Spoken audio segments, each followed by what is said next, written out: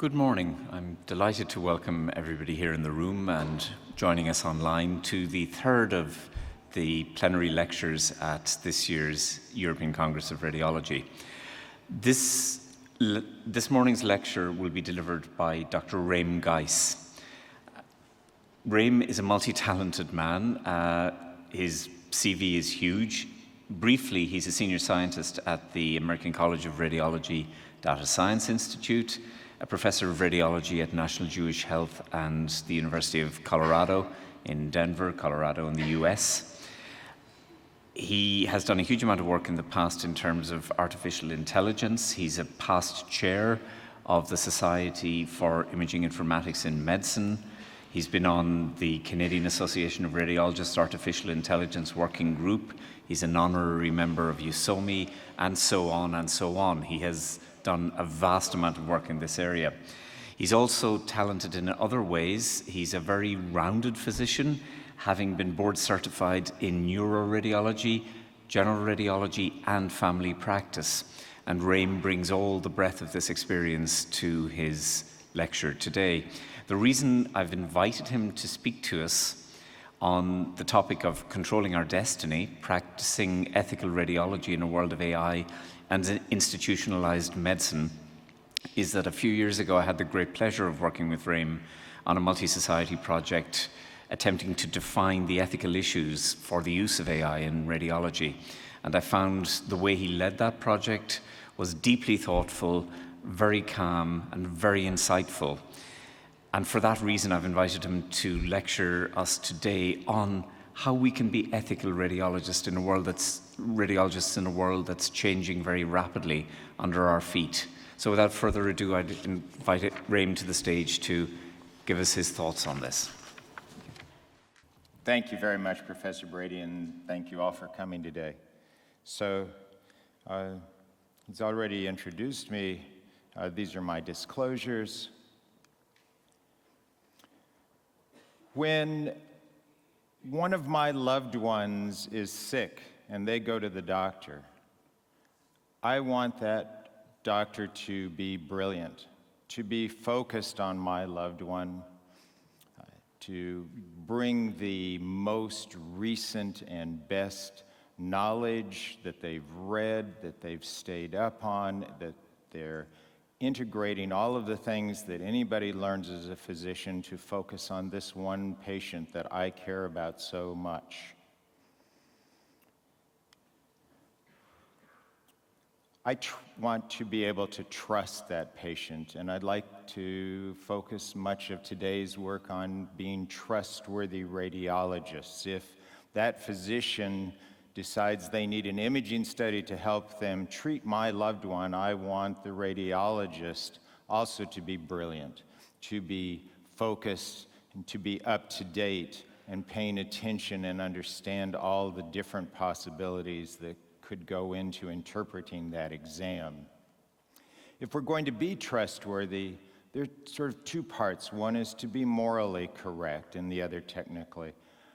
I think for morals, many of us already have some balance that we've set for how important money or power are to us and what we're willing to give up in terms of being best for other people. So I'm not going to address that as much today. We'll touch on it at the end, but let's talk a little bit about what we can do technically to be trustworthy radiologists.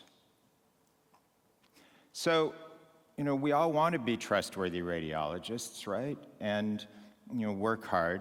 But the reality, is this. How many of us look at this and think, this is the way life is right at the moment. We're working as fast as we can to try to do things, and, we're just barely getting by. It's a difficult world right now. And a lot of us feel stressed and overworked. It's just very tough. The World Health Organization presented this on the health and care workforce in Europe. You can read these things, but what they basically say are that the health system today is not doing well, and that certainly in European countries, as well as us in the US, we have to prioritize the healthcare workers if we're going to keep the system going and help the health of our residents. And then we've heard a lot in this Congress and elsewhere. We can read it in the social media about AI, artificial intelligence. I think artificial intelligence is what we call it if we're doing PowerPoint exams or trying to sell something. Machine learning is what the people who actually do it call it, or perhaps a much more accurate description is data science. We're using data in new ways to find new patterns that we weren't able to before. So how can we use some of that to help us? So, historically, we've always had a computer program, right? I wrote the code, I put some data in, and I get a label out. And really, that's, rather than even calling it AI, let's call it a labeling device, okay? There's nothing really mathematical about it in terms of for us. And today, when we have machine learning, for supervised learning, what we're doing is we're using examples of our data to train that labeling device. So the labeling device is actually made in part by the images. But for us, what we're interested in is not so much in that part.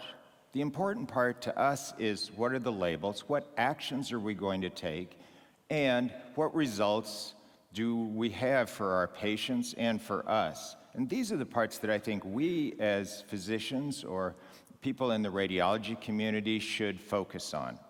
All right, so let's think about that a little bit. Cassie Kozikoff is the chief decision scientist at Google, and she has a lot of insightful videos on YouTube, and I'd recommend everybody just go Google her and look at any of her videos. She's wonderful. But she describes a microwave oven. So how many of us know how to build a microwave oven? Do the wiring? Yeah, nobody, right?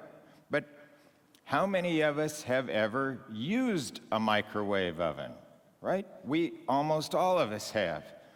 And I think that's the part for us as radiologists is our focus should be on how are we going to use these. And if we want to make a good meal, the first thing we have to start out with is, not focusing so much on the microwave, but we want to focus on getting the best ingredients, the freshest and most appropriate. And that, for us, translates into the data.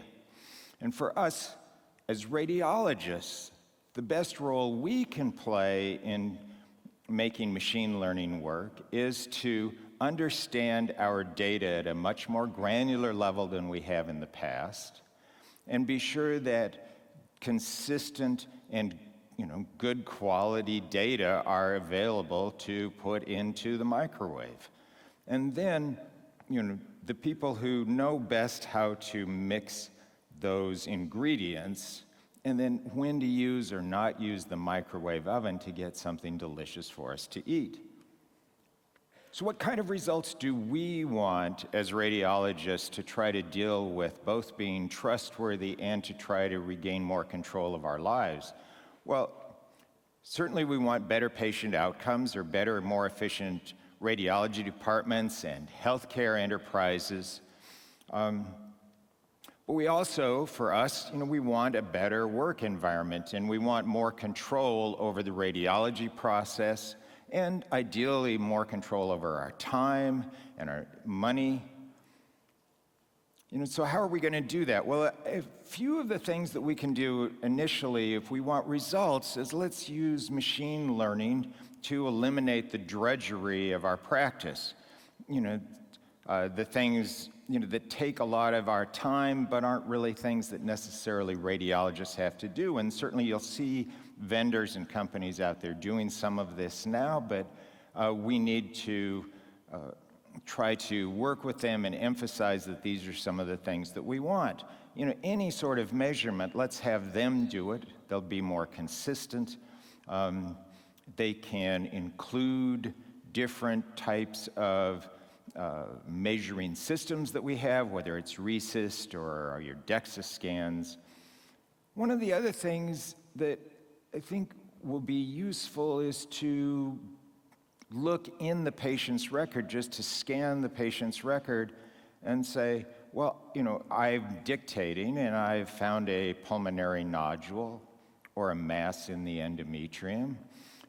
What in the patient's record might explain why they have this finding? Because oftentimes, we don't get history, certainly in the United States, and I assume it's the same here, but it's usually buried somewhere in the medical record. Well, can the machine learning go through there and find things out of the clinical history or even the past medical history, occupational exposures, something about their social situation, which might relate to the finding that we have? Now I can provide more information and more knowledge to that doctor who's actually taking care of the patient. We can also do things to eliminate drudgery like our hanging protocols or figuring out the best scanning protocols. We want to try to eliminate our time-consuming disruptions, such as figuring out where to deliver the radiology report and to whom.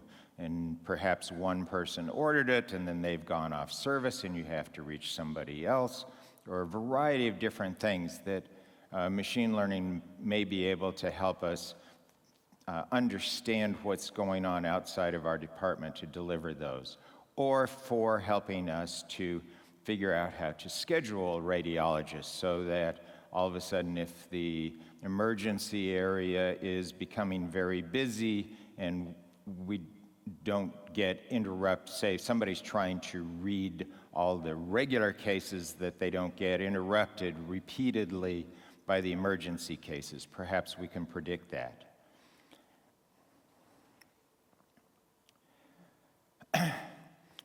When we're driving down a busy street very fast, it's difficult to concentrate.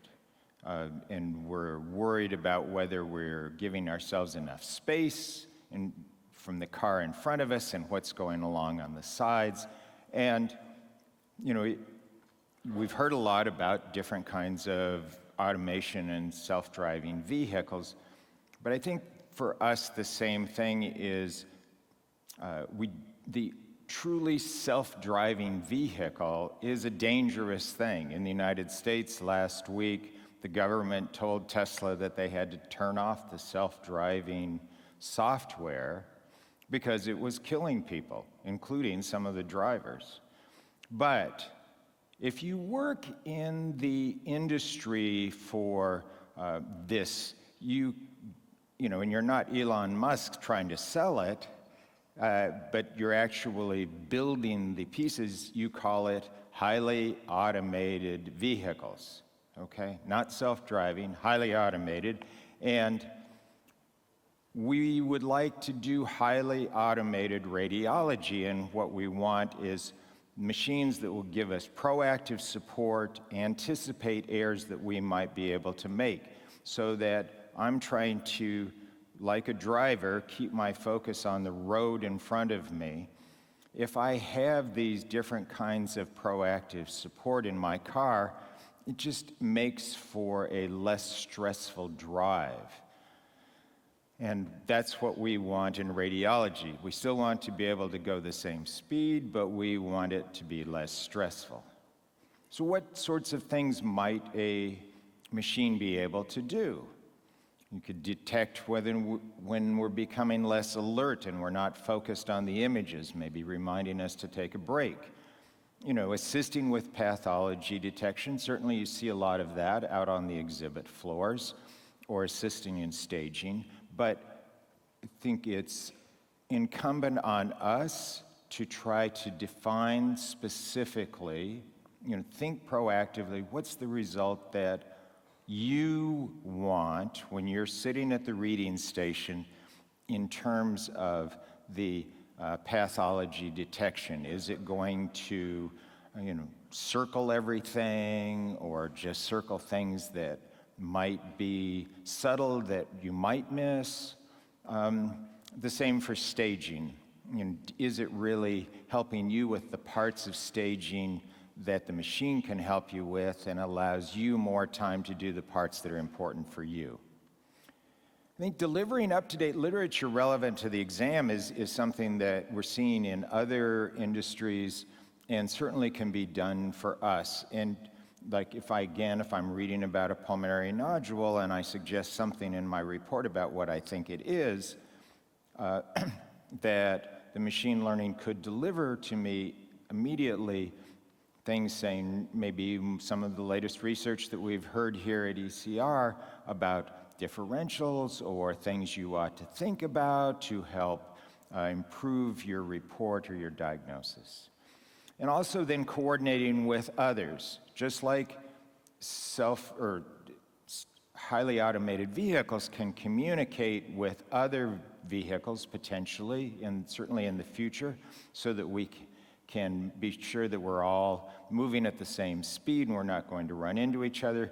We can almost certainly coordinate with other machines or radiologists. Perhaps it notices that I'm having difficulty with a case. They can say, oh, Dr. Brady is here and he's an expert in something that I'm having difficulty with. Should I contact him? We talk about screening. There's a lot about that. Can we say, oh, are things normal or not normal? I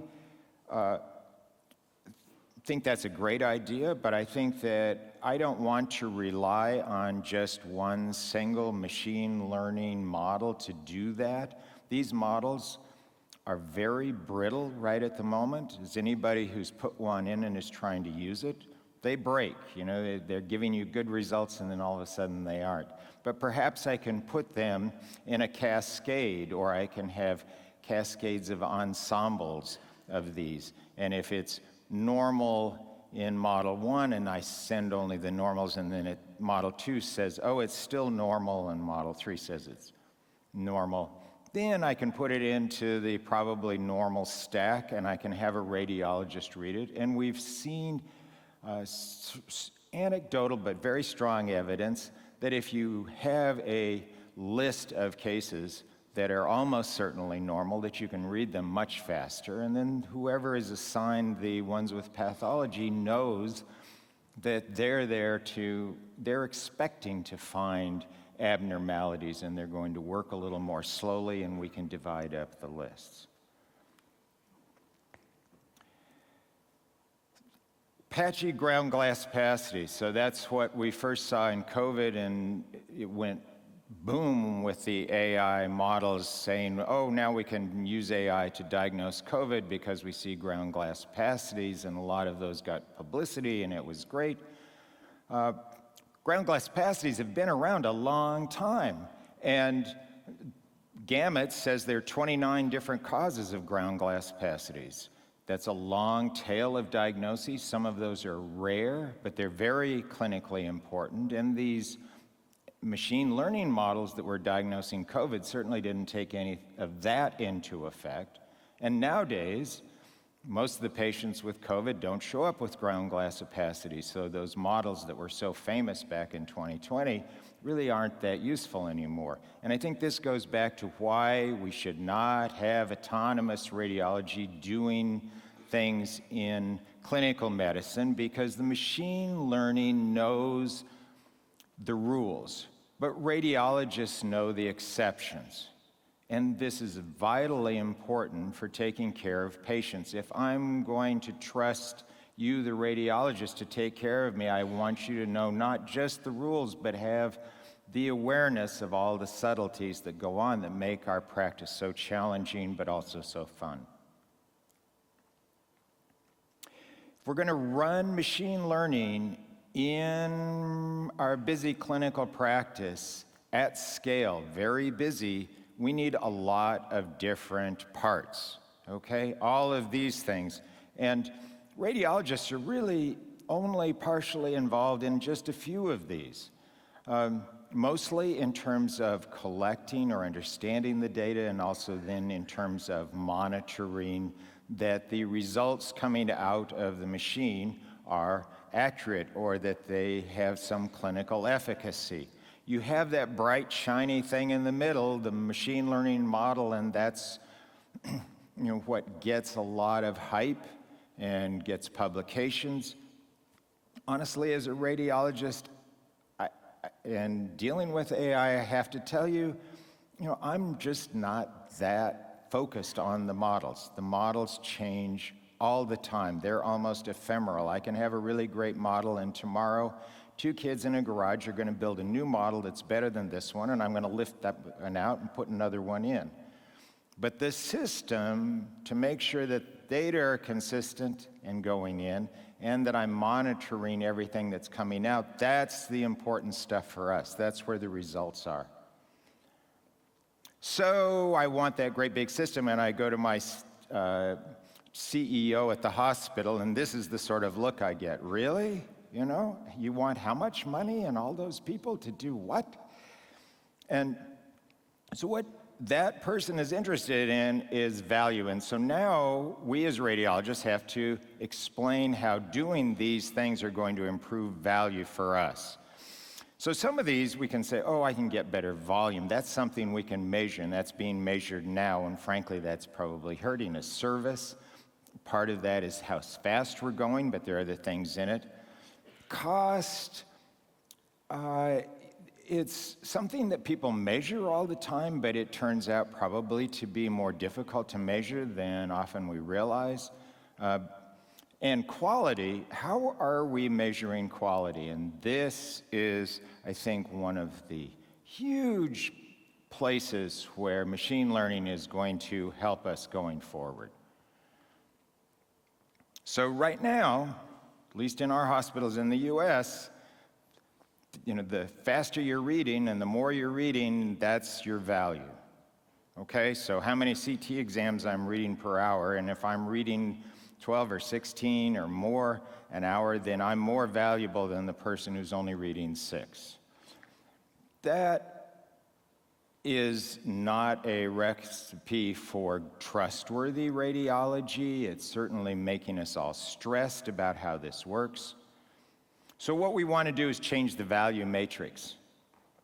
What we want to look at is can we change the impact on the patient or the system versus outputs. Let's not talk so much about outputs.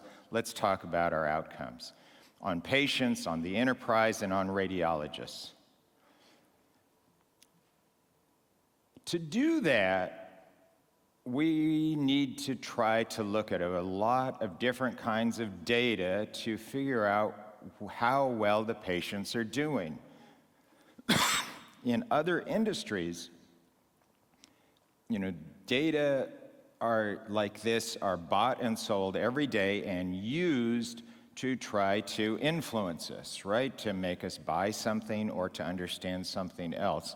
And a lot of that has to do because they've used machine learning to find patterns in very complex data that help them understand. And I think we could potentially do the same. It's not just our images or the labels that we've attached to the images.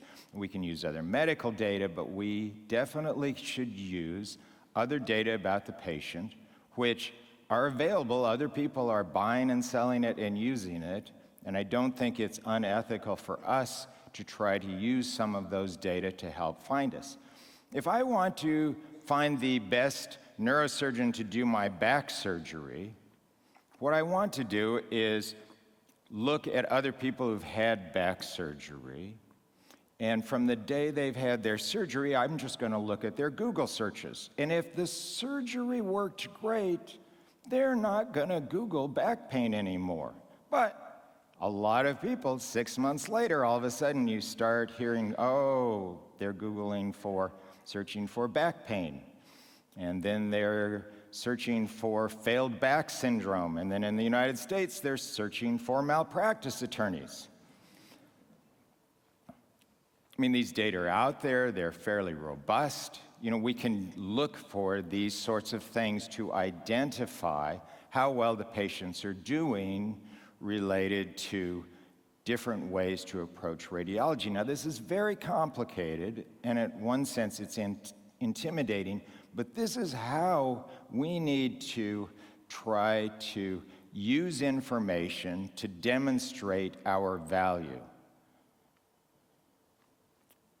If we do that, I'm proposing that what we will be able to do is have multidimensional metrics. So we've redefined value, and it's some combination of volume, but also of the quality, the outcomes for the patients, and radiologists' well-being. And there have been some very preliminary studies suggesting certainly that, beyond a certain speed that a radiologist is reading, they're not doing so well. They're making mistakes. And so that the value is going down if we can include quality or outcomes of the patients within this. And certainly radiologist well-being, if I'm reading 16 scans an hour for 12 hours a day, my well-being isn't so good. And then we can find that if I have a curve like this might be me in the morning, and then by the afternoon, I am even worse. I'm more tired. I'm having attention problems. Any time you're trying to find a pattern in complex data, I think, and we're trying to deal with value, we should acknowledge that this is the pattern eventually that we're trying to find, because that's the language that the CEOs speak. They can talk about quality all they want, but at the end of the day, this is what makes a difference. And so that brings me to ethics. So ethics is a combination of morals and what society agrees is adequate, right? On one side, it's what's good for me or for the institution or for society, money, influence, and control, versus doing things for other people. And if in an ideal society where everybody is balanced the same way, this really works optimally. But, in the real world, it isn't like that. There's a big spectrum. So how ethical is ethical enough? So I certainly, I probably am not going to be a saint. I'm not going to do everything for free, and hopefully I'm not going to be just hurting a lot of people for money. And I also probably don't want to show up in a BBC expose. And almost all societies or hospitals have some barrier that they say you just can't cross. But the problem is, when you have a lot of money, you have people that are sort of assumed to be ethical, but, I think a lot of us would be squeamish about that. And as a result, what happens for things like how ethical should radiology be, gets shoved over here a little bit. So my hypothesis is, if we can make it, again, change this quality and put a value on it, that then I'll be able to at least nudge this acceptable part more towards taking care of patients appropriately. One of my favorite young radiologists, super smart, dynamic, came to me and just gave me this slide. And they said, I feel like this. I'm a highly trained person for making this race. And I do this race, but it's exhausting. And I can't do it every day. I need some sort of help. And so I think what we're being advertised outside is that maybe they can build race cars for us, right? And where we are the driver, and this is a very complicated system, and I think this is going to be eventually the sort of thing that we dream about having. We will still be in charge. This is not going to be a self-driving vehicle, but it's highly automated, okay? And it requires a lot of different kinds of people to help build it. Now, we don't have that yet. Perhaps we're starting, ideally to get something like this, the go-kart, that I can learn how to do these systems and be more efficient. But I think, at least for many of us, this is what we have. Now, we all laugh at that, right? But it's, if I'm trying to get from one place to the other across Death Valley, honestly, this is going to be faster, and I'll be less tired going across, the road. So let's not laugh too much at that and realize that this is kind of where we are today in machine learning. We've built things. We need other people to do this. We need a system to try to make this work. And, it will help us do our jobs better and help us move as we progress. So I'll end here, going back to the beginning.